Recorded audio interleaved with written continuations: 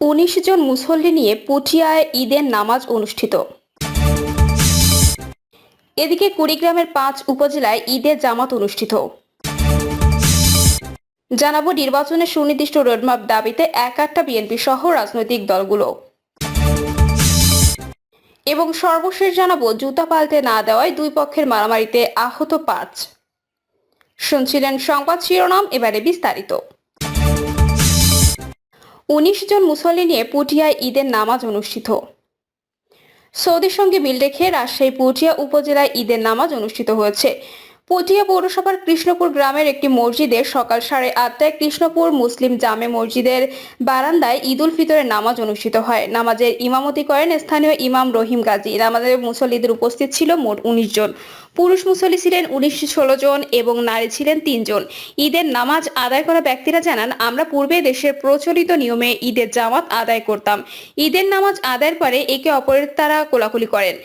ইমাম মোহাম্মদ রহিম গাজী বলেন, যেদিন চাঁদ ওঠে সেদিন থেকেই রমজান মাস শুরু হয়। পৃথিবীর পরিসীমা যেহেতু অনেক বড়, তাই বিভিন্ন দেশ থেকে আমরা চাঁদ দেখতে পাই না, সেটা আমাদের ব্যর্থতা। সৌদি আরব পৃথিবীর মূল কেন্দ্র, সে কারণে সৌদি আরবের সঙ্গে মিল রেখে ঈদ পালন করা হয়। আমরা ঈদ পালন করে আসছি ৮ থেকে ১০ বছর আগে থেকে। আগে মুসলিম কম থাকায় আমরা নিজ বাড়িতে নামাজ আদায় করতাম। বর্তমানে সংখ্যা বেশি হওয়ায় ২-৩ বছর থেকে কৃষ্ণপুর মুসলিম মসজিদে ঈদের নামাজ আদায় করা হচ্ছে। কুড়িগ্রামের ৫ উপজেলায় ঈদের জামাত অনুষ্ঠিত। সৌদি আরবের সঙ্গে মিল রেখে কুড়িগ্রামের কয়েকটি গ্রামে আজ ঈদুল ফিতরের জামাত অনুষ্ঠিত হয়েছে। জেলার ৫টি উপজেলায় ৫টি গ্রামে প্রায় সহস্রাধিক নারী, পুরুষ, শিশু, কিশোর ঈদের নামাজ আদায় করেন।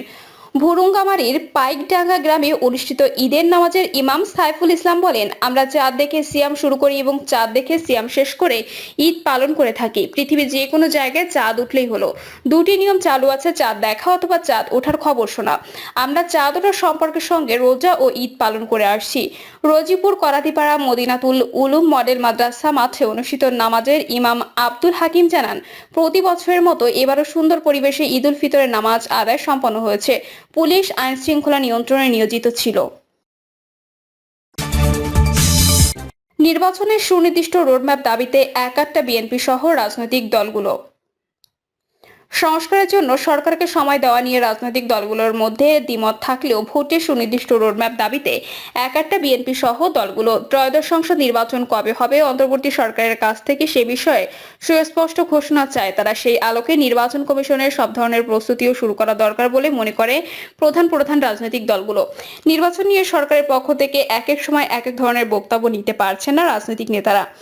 বিশেষ করে প্রধান উপদেষ্টা ডক্টর মোহাম্মদ ইউনূস সম্প্রতি বলেছেন, সংস্কার শেষ করে ভোট করে ২০২৬ সালে জুন পর্যন্ত সময় লেগে যেতে পারে। অথচ এতদিন সরকার বলে আসছিল চলতি বছরের ডিসেম্বরের মধ্যে ভোট হবে। সরকারের এ ধরনের বিক্ষিপ্ত বক্তব্য পর্যালোচনা করে দলগুলো মনে করছে সংস্কারের দোহাই দিয়ে পর্দার আড়ালে প্রকারান্তরে নির্বাচন পেছানোর সূক্ষ্ম ষড়যন্ত্র চলছে।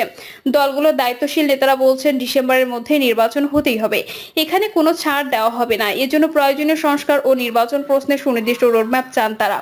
তা না হলে এপ্রিলের শেষ দিকে রাজপথে নামার কর্মসূচি দেওয়া হবে। এ নিয়ে দেশের অন্যতম বৃহৎ দল বিএনপি ও তার মিত্রদের সঙ্গে অনানুষ্ঠানিক আলোচনা চলছে। নির্ভরযোগ্য একাধিক সূত্র বিষয়টি নিশ্চিত করেছে। সূত্র জানায়, বিএনপি সহ 52টি রাজনৈতিক দল চলতি বছর ডিসেম্বরের মধ্যে জাতীয় নির্বাচনের দাবিতে একমত হয়েছে। দলগুলোর শীর্ষ নেতারা জানান, প্রধান উপদেষ্টা ডক্টর মোহাম্মদ ইউনূস নির্বাচনের সময় সম্পর্কে একটা ধারণা দিয়েছেন মাত্র, কিন্তু তাতে সুস্পষ্ট কোনো রোডম্যাপ নেই।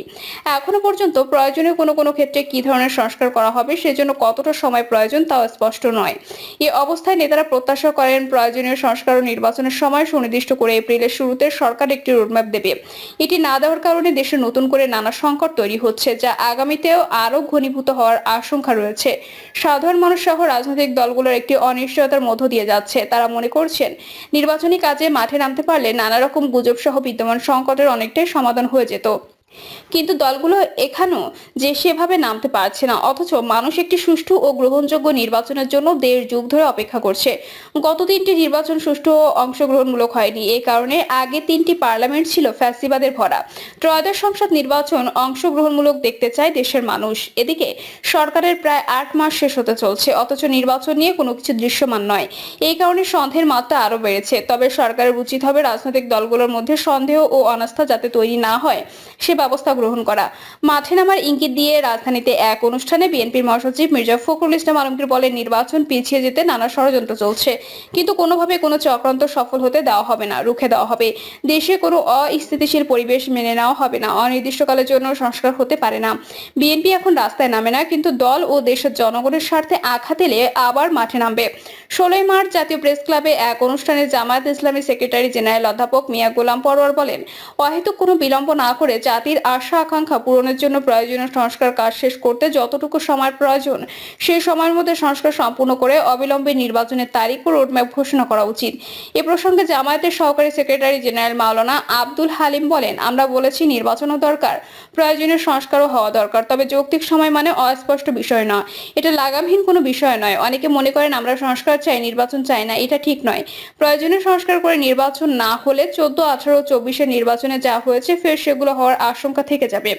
12 দলীয় জোটের মুখপাত্র বাংলাদেশ এলডিপির চেয়ারম্যান সাদাত হোসেন সেলিম বলেন, আমাদের জোট বা দলের অবস্থান হলো দ্রুত নির্বাচন দেরি হলে নতুন নতুন সংকট সৃষ্টি হবে। তিনি বলেন, কিছুদিনের মধ্যে সরকার যদি সুনির্দিষ্ট নির্বাচনের রোডম্যাপ না দেয় তাহলে অতীতের মতো সমমনা রাজনৈতিক দলগুলোকে নিয়ে নির্বাচন আদায় যুগপৎভাবে আন্দোলনে নামব।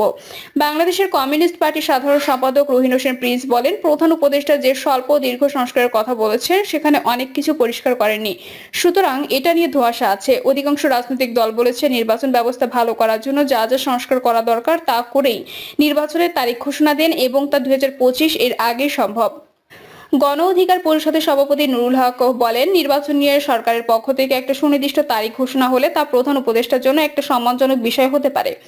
ফলে নির্বাচন সময়সীমা স্পষ্ট করা না হলে রাজনৈতিক দলগুলোর সঙ্গে সরকারের দূরত্ব তৈরি হবে, যা কারো জন্যই মঙ্গলজনক হবে না। জুতা পাল্টে না দেওয়ায় দুই পক্ষের মারামারিতে আহত 5। ফরিদপুর সদর উপজেলার কানাইপুর বাজারে এক দোকান থেকে কেনা ঈদের জুতা পছন্দ না হওয়ায় তা বদলাতে আসে ক্রেতা। ঈদের বাজারে শেষ সময় হওয়ায় বিক্রেতা জুতাটি বদলে দিতে রাজি ছিল না। এ নিয়ে ক্রেতা বিক্রেতার কথা কাটাকাটিতে মারামারি পৌঁছায়। এ সময় উভয় পক্ষের মারামারিতে 5 জন আহত হয়। শনিবার রাত 8টার দিকে সদর উপজেলার কানাইপুর বাজারে ঘটনা ঘটে। জানা যায়, কানাইপুর ইউনিয়নের রনকাইল গ্রামের এক ব্যক্তি কানাইপুর বাজারের রহমত শু স্টোর থেকে এক জোড়া জুতো কেনেন।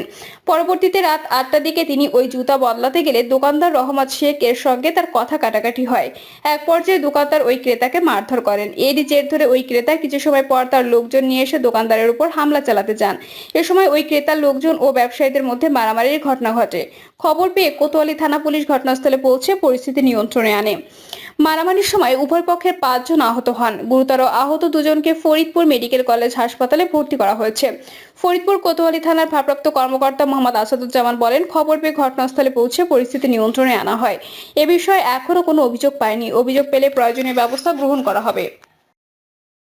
প্রিয় দর্শক, এই ছিল এখনকার সর্বশেষ সংবাদ। আপডেট সব সংবাদ পেতে চ্যানেলটি সাবস্ক্রাইব করে বেল আইকনটি ক্লিক করে রাখুন।